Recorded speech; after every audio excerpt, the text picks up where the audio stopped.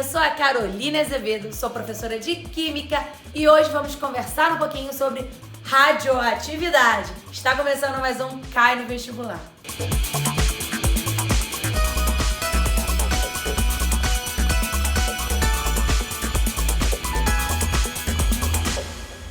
Então, como nós vamos falar de radioatividade hoje, é um assunto que está sempre presente nas provas de vestibular.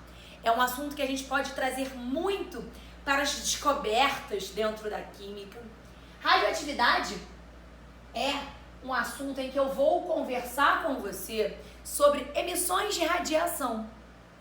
Quem emite essas radiações, Carol? São elementos que a gente denomina de radioisótopos.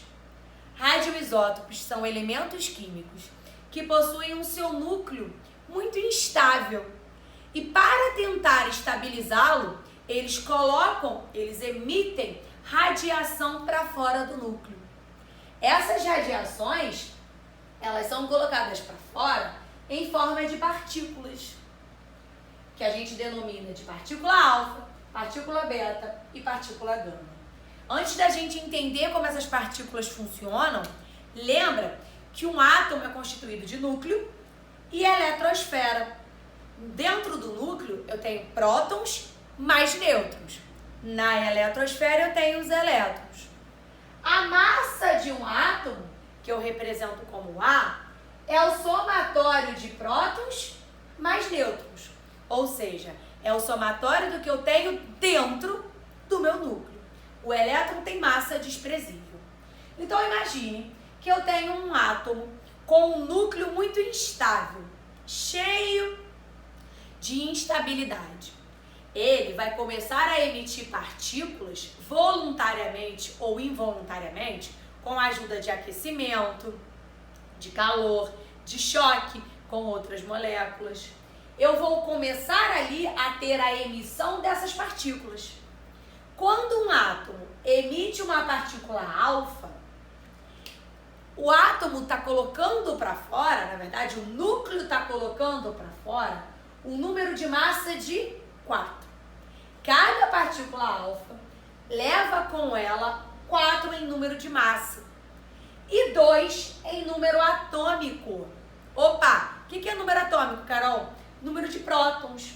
Então, se eu estou dizendo para você que uma partícula alfa eu emito 2 prótons, eu coloco 2 prótons para fora e que sai um total de 4 de massa, eu também estou colocando 2 nêutrons para fora. Então, quando um átomo emite uma partícula alfa, ele está diminuindo de dentro do seu núcleo 4 de massa. O novo elemento químico, o urânio, que é um elemento que a gente utiliza muito, por exemplo, na usina nuclear, que é a usina que através da fissão dos núcleos consegue gerar energia. O urânio é um elemento, a matéria-prima principal da usina nuclear, é um elemento que tem 238 em massa. Quando ele emite uma partícula alfa, ele está colocando para fora 4 de massa. O novo elemento químico produzido fica com 234 em massa. O urânio tinha 92 de número atômico. Quando ele coloca uma partícula alfa para fora, ele está colocando 2 prótons. O seu número atômico passa a ser 90. O que traz a identificação de um novo elemento. Porque o novo elemento químico, ele tem um número atômico diferente do urânio. Não existem átomos diferentes com o mesmo número atômico. O número atômico é o código de identificação de um átomo. Então, quando eu emito partículas alfas, eu vou transformar, eu vou ter um novo elemento químico, porque eu tenho um elemento de novo número atômico. A partícula beta ela é um pouco diferente da partícula alfa. Ela não vai alterar o número de massa. Então, se o urânio emite beta, o novo elemento químico continua com 238 de massa. Porém, a partícula beta, ela aumenta em um número atômico. Ela é diferente da alfa, porque ela vai ser um nêutron rompido lá dentro do núcleo. Esse nêutron, metadezinha dele sai da molécula, E a outra metadezinha que está dentro do núcleo adquire a carga do núcleo, que é positiva. Então, quando eu emito uma partícula beta, eu estou aumentando o número atômico em 1. E por que está negativo? Está negativo porque todas as vezes que você tem um número atômico maior, você também vai aumentar o número de elétrons.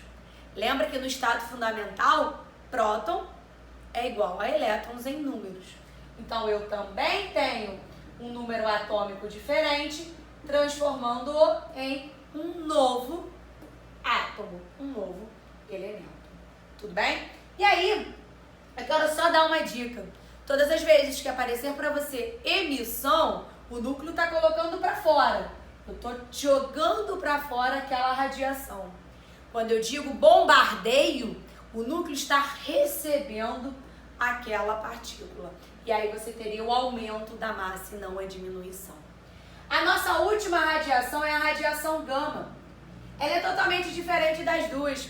A radiação gama, ela não altera em nada o núcleo.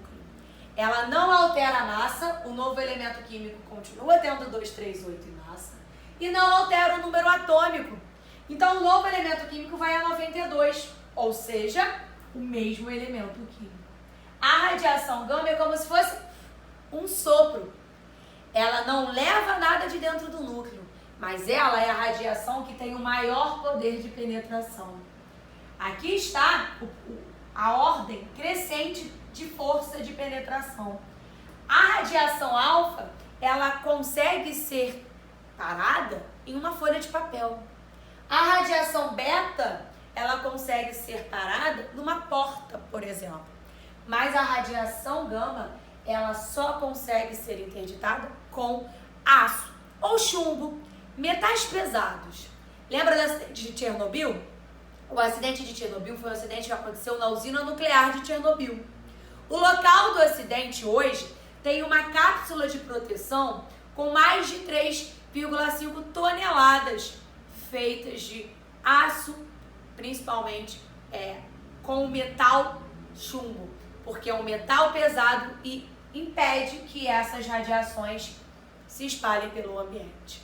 Falando em Chernobyl, falando em acidentes nucleares, os elementos que foram expostos ali, os elementos que emitem essas radiações, eles têm tempo de meia-vida.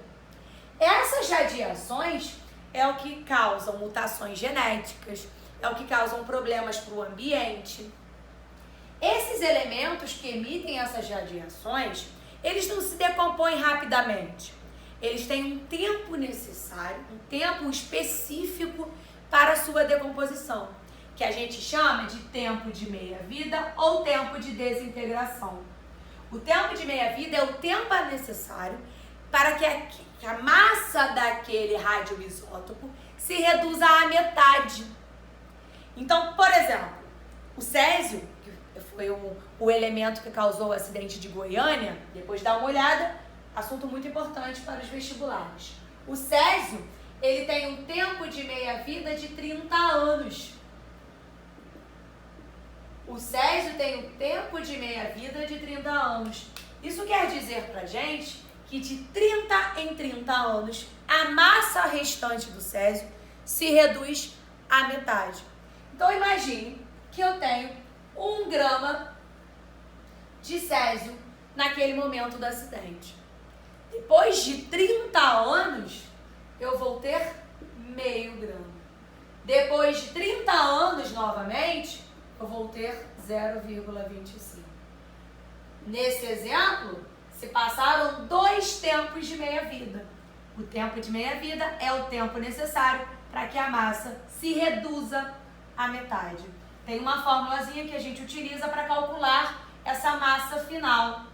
A massa final é igual à massa inicial, 1, por exemplo, sobre 2 elevado a n, onde n é o número de meias-vidas. Então, eu teria massa final é igual a 1, que é a minha massa inicial, sobre 2 elevado a 2, porque eu tenho 2 tempos de meia-vida ali. Eu também chegaria por essa fórmula ao mesmo valor de 0,25. Dê uma olhada em fissão nuclear e fusão nuclear. Fissão é a quebra do núcleo. Ele emite energia, emite radiação. A fusão nuclear é a união de núcleos muito pequenininhos se transformando em núcleos maiores, também liberando uma grande quantidade de energia. A fusão nuclear, que é essa junção, é a nossa famosa bomba de hidrogênio. É o que acontece lá no Sol. A fissão, que é a quebra do núcleo, é o que acontece nas usinas nucleares, na bomba atômica. A gente conhece o processo de fissão nuclear como uma reação em cadeia. Esse foi mais um Cai no Vestibular. Eu te espero na próxima aula. Um beijo e até lá!